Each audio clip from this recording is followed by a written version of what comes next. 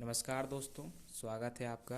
आज हम diploma first semester previous year paper करने वाले हैं 2016 का।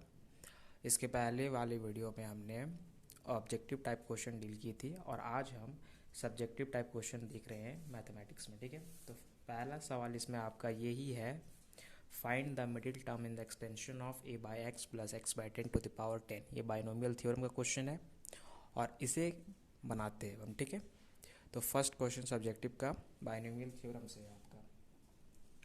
तो इसको कैसे बनाएंगे सबसे पहले, तो इसमें बोला आपको कि इस एक्सपेंशन, ये आपको एक्सपेंशन दिया हुआ है एक, इसका आपको मिडिल टर्म निकालना है। तो सबसे पहले इसमें बात करते हैं हम नंबर ऑफ टर्म्स की। तो नंबर ऑफ टर्म्स इसमें कितने हैं, तो वो पता होगा, बता रखे हैं हम पहले से भी कि 10 जितना पावर है उसमें एक जोड़ देते हैं तो हो जाता है 11। तो इसका टोटल नंबर ऑफ टर्म्स जो है वो 11 टर्म्स है। अब 11 का आपको अगर मिडिल टर्म पूछे तो 11 का मिडिल टर्म क्या होगा, 6 टर्म होगा, 6 टर्म ही होगा ना। तो 11 का मिडिल टर्म 6 टर्म होता है, क्योंकि 5 इधर कट जाएगा और 5 उधर चल जाएगा, यानी बीच में जो होगा वही मिडिल टर्म आएगा। तो इसका मिडिल टर्म जो आएगा, मिडिल टर्म,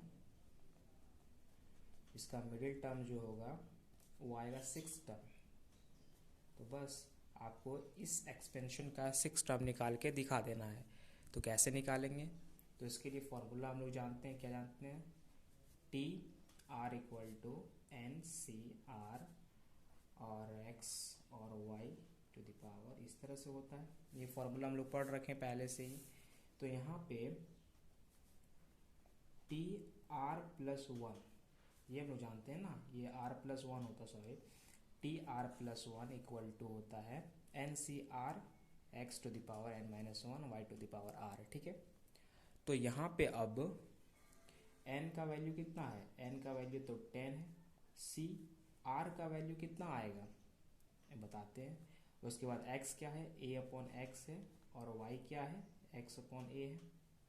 ठीक है, यहाँ पे r और यहाँ पे 10 माइनस r। ठीक है, ये आया आपका।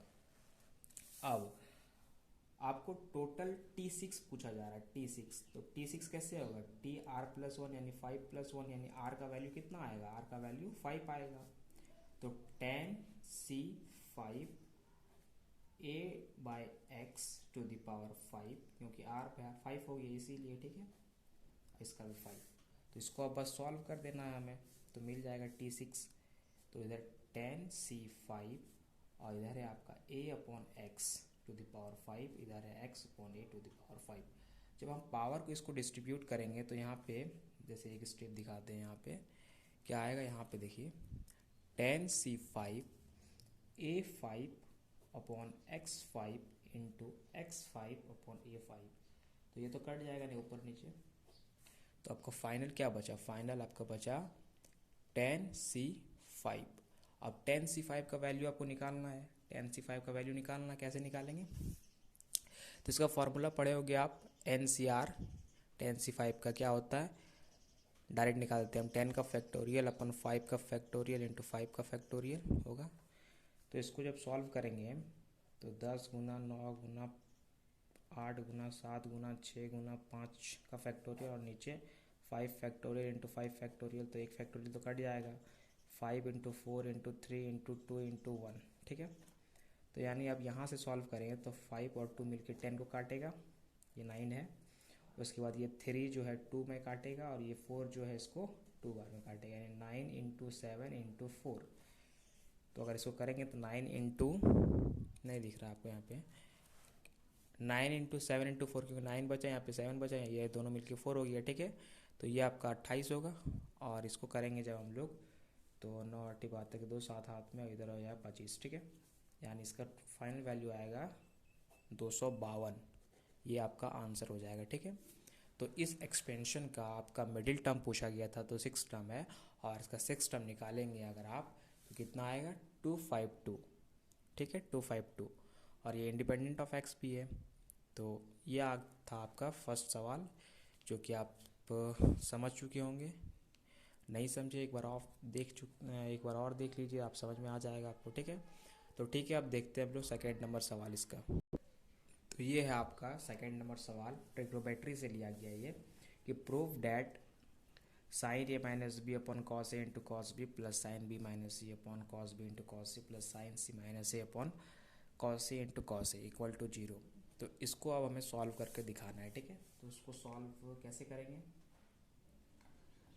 तो इसको सबसे पहले हम LHS ले लेते हैं और उसके बाद इसको है RHS के इक्वल दिखा देंगे। तो LHS क्या है आपका, LHS है आपका साइन ए माइनस बी और अपॉन में है cos A into cos B और plus sine B minus C upon cos B into cos C plus sine C minus A upon cos C into cos A.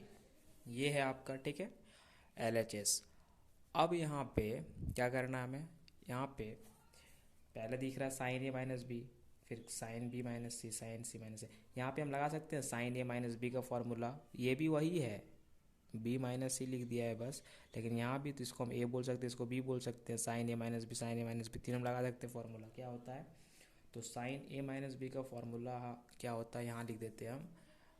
Sine A minus B का formula क्या होता है, sign A minus B का होता है sign ए cos B और minus cos A sine B. ये formula होता है, इस पर पुट करेंगे बस हम लोग, ठीक है। तो क्या होगा, पहले साइन ए माइनस बी यानी साइन, वही लिख देंगे sign A cos B minus cos A sine B और नीचे आपका है cos A into cos B. अब यहाँ पे साइन बी माइनस सी, बस यहाँ पे एंगल चेंज कर दिया, यानी ए और बी जो था ए के जगह पर बी बोल दिया है और बी के जगह पर सी बोल दिया है, बस यही फॉर्मूला लगाना है, ठीक है। यहाँ क्या हो जाएगा फॉर्मूला, साइन बी कॉस सी माइनस कॉस बी साइन सी, ठीक है, अपॉन यहाँ पे है कॉस बी इंटू कॉस सी और फिर प्लस इसमें भी लगा देंगे, यहाँ पर भी ए के जगह पर सी हो गया है और बी के जगह पर ए हो गया है, यानी साइन सी कॉस ए और माइनस कॉस सी साइन ए, यही ना है। और नीचे है आपका कॉस सी इंटू कॉस ए। अब क्या करेंगे हम लोग, सिंपली बस इसको डिवाइड कर देंगे, जैसे बांटते हैं दोनों को, दोनों से इसको सेपरेट डिवाइड कर देंगे। सेपरेट डिवाइड करेंगे कितना आएगा, इधर कॉस ए साइन ए और इधर cos B cos B, cos B cut जाएगा, क्या आएगा sign A upon cos A, यही ना आएगा। कॉस बी तो कट गया इधर, फिर माइनस यहाँ पे इसको देंगे अगर, तो ये कॉस ए कट जाएगा और बचेगा क्या, साइन बी अपन कॉस बी, यही बचेगा। प्लस यहाँ पे इसको अगर डिवाइड करेंगे जब हम लोग, तो यहाँ पे कॉस सी कट जाएगा, यानी sine B by cos B बचेगा, sine B by cos B. अब जब इससे डिवाइड करेंगे तो यहाँ इससे जब डिवाइड करेंगे कॉस बी कटेगा, sine C upon cos C बचेगा, sine C by sine cos C बचेगा, ठीक है। और फिर यहाँ पे प्लस जब इससे डिवाइड करेंगे तो यहाँ पे कॉस ए कटेगा और साइन सी बाय कॉस सी हो जाएगा। फिर माइनस यहाँ डिवाइड करेंगे जब हम लोग, तो कॉस सी कट जाएगा और sign A upon cos A हो जाएगा, sign A upon cos A. अब अगर हम देखें बढ़िया से तो कट जाएगा सब, देखो sine A by cos A, sine A by cos A, plus minus ये कटेगा, ये कट जाएगा, ये कटेगा, ये कटेगा और फाइनल वैल्यू आपका 0 आएगा, यानी इक्वल टू RHS। प्रूव्ड, ठीक है। तो इस तरह से हम लोग प्रूव कर सकते हैं इस सवाल को। इसमें सिर्फ एक ही फार्मूला लगाना था, ए माइनस बी का, सिर्फ एंगल चेंज करके दिया हुआ था, ठीक है। तो ये भी आपको समझ में आ गया होगा किस तरह बनाएं इसको। तो अब चलते हैं हम लोग क्वेश्चन नंबर 3 पे, ठीक है। ये क्वेश्चन नंबर 2 था, ये है आपका question number 3। Find the adjoint of A and A inverse of the matrix. इतना ए मैट्रिक्स आपको दिया हुआ है, इसका इनवर्स और एडजॉइंट निकालना है। इसका इनवर्स और एडजॉइंट अगर हम इनवर्स निकालेंगे तो इसमें एडजॉइंट भी आ जाएगा, ठीक है। तो इनवर्स ही निकालते हैं हम लोग सिर्फ। तो सबसे पहले कैसे निकालेंगे हम लोग इनवर्स, तो इनवर्स निकालने का फॉर्मूला होता है ए इनवर्स, क्या होता है इसका, होता है 1 by determinant of A into adjoint of A, यही होता है। तो इसमें तो एडजॉइंट भी आ गया इनवर्स निकालने में। तो इसमें हम लोग निकालना है, सबसे पहले डिटर्मिनेंट निकालते हैं इस मैट्रिक्स का, ठीक है। तो डिटर्मिनेंट निकालेंगे अगर हम लोग तो क्या होगा, तो ये तो आपको आता होगा 0, तो 0 माइनस 0 माइनस 0, तो ये होगा 0 माइनस 0, और यहाँ आएगा +1, और ये आएगा 0 माइनस 1। इस तरह से किस तरह की पता चल गया होगा, सबसे पहले इसको लिए, फिर इसको लिए, और फिर इसको लिए, और उसके बाद जिस तरह हम निकालते हैं डिटर्मिनेंट उस तरह निकालते हैं। तो यहाँ से अगर आप देखोगे तो ये तो 0 0 0 0 -1 आएगा यहाँ वैल्यू, यानी कि ए डिटर्मिनेंट का वैल्यू आया -1। समझ में आ गया वो कैसे निकाल देंगे, ठीक है। अब जो है हमें इसका निकालना है एडजॉइंट ऑफ ए। कैसे निकालेंगे adjoint of A? Adjoint of A को हम लोग बोलते हैं, एडजॉइंट ऑफ ए अगर निकालना है आपको तो आपको सबसे पहले कोफैक्टर निकालना पड़ता है, ठीक है। कोफैक्टर कैसे निकालते हैं? तो कोफैक्टर ऑफ ए कैसे निकालेंगे? कोफैक्टर ऑफ ए का कोफैक्टर कैसे निकालेंगे? तो ए का कोफैक्टर निकालेंगे कैसे, देखिए। तो ए का कोफैक्टर इसे A1 A2 और A3 इस तरह लिखें सबसे पहले हम, ठीक है।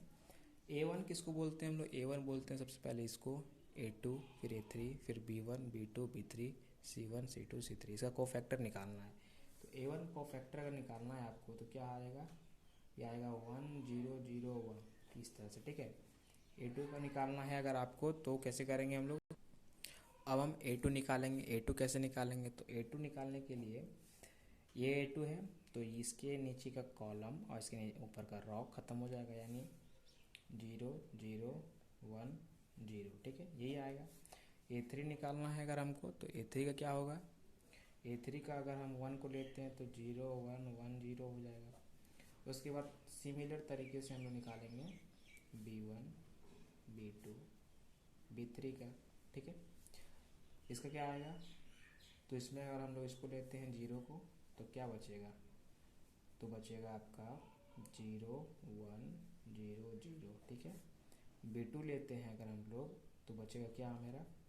0 1 1 0, ठीक है। B3 अगर लेते हैं हम लोग तो बचेगा हमारा 0 0 1 0, ठीक है।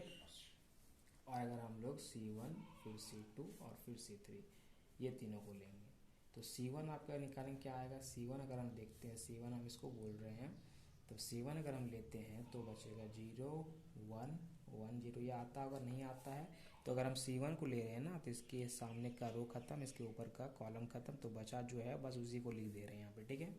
और C2 निकालना है अगर आपको तो क्या होगा? C2 निकालना है तो अगर आपको तो आएगा 0 1 0 0, ठीक है।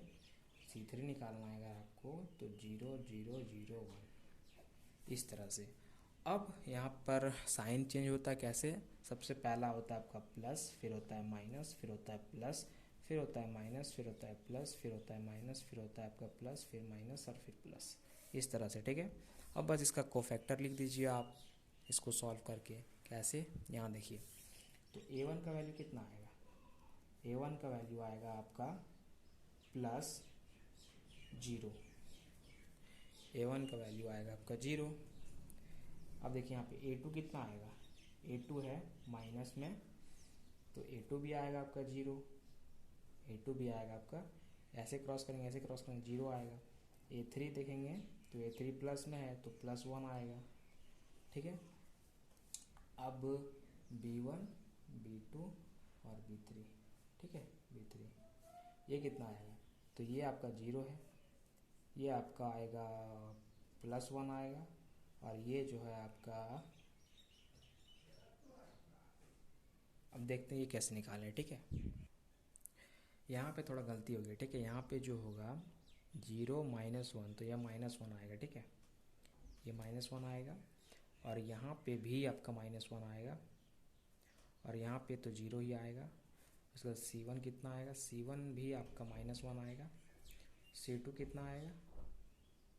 C2 आपका कितना आएगा? तो C2 आएगा आपका 0 और C3 आएगा 0, ठीक है। अब ये सब निकाल लिए हम लोग, ठीक है। A1 A2 A3 मैंने कोफैक्टर्स ऑफ A निकाल लिए हम लोग। अब इसका एडजॉइंट कैसे निकालते हैं? सबसे पहले हम लोग जो आपका A था मैट्रिक्स उसका ऐसे था position A1 A2 A3 B1 B2 B3 C1 C2 C3, ठीक है। इसका आप ट्रांसपोज निकालेंगे। ट्रांसपोज कैसे निकालते हैं? ट्रांसपोज निकालते हैं हम लोग, बस इसका जो रो है उसको कॉलम कर देते हैं A1 A2 A3, ठीक है। फिर यहाँ आएगा B1 B2 B3 C1 C2 C3, बस ये आगे निकल गया आपका ट्रांसपोज। ट्रांसपोज जैसे ही निकालें बस इस पर वैल्यू पुट कीजिए तो ये आपका एडजॉइंट निकल जाएगा, ठीक है। तो एडजॉइंट ऑफ ए जो है आपका यही है, एडजॉइंट ऑफ ए आपका ए ट्रांसपोज ही है, ठीक है। तो यहाँ पे आप वैल्यू पुट करेंगे हम लोग, कितना है A1 का 0 0 -1, फिर आपका 0 -1 0, फिर आपका -1 0 0, ठीक है। ये आ गया आपका adjoint of A. Adjoint of A निकालने के बाद अब हम लोग फार्मूला में पुट करेंगे बस इसको। एक तो क्वेश्चन आपका यही था कि एडजॉइंट ऑफ ए निकालना है, एडजॉइंट ऑफ ए निकल गया। अब निकालना है हमें ए इनवर्स। तो ए इनवर्स का फार्मूला था 1/, डिटर्मिनेंट ऑफ ए, और इधर होता है आपका एडजॉइंट ऑफ ए, ठीक है। यही होता है। तो adjoint of A upon determinant of A, यानी -1 है इधर, ठीक है, नीचे, और ऊपर में इसका है डिटर्मिनेंट। ये ऊपर में है 0 0 -1 0 -1 0 -1 0 0, ठीक है, यही है। अब इसमें जो हम लोग -1 जब इसमें डिवाइड आएगा तो कितना आएगा, तो यहाँ पे लिखते हैं ए इनवर्स का वैल्यू, ठीक है।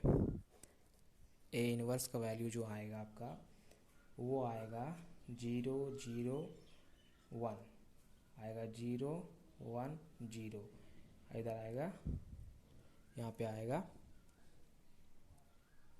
1 0 0, यानी ए इनवर्स जो था इसका वो ए ही था। मैट्रिक्स ए जो आपको दिया था क्वेश्चन में सबसे पहले, ऊपर में सबसे ऊपर यहाँ पे, वही घूम फिर के आया आपका ए इनवर्स भी, देखिए यहाँ पे, ठीक है। तो यही आपका आंसर हो सकता है, ऐसा आंसर आ गया, ठीक है। तो इस तरह से हम लोग सॉल्व कर लिए क्वेश्चन नंबर 3।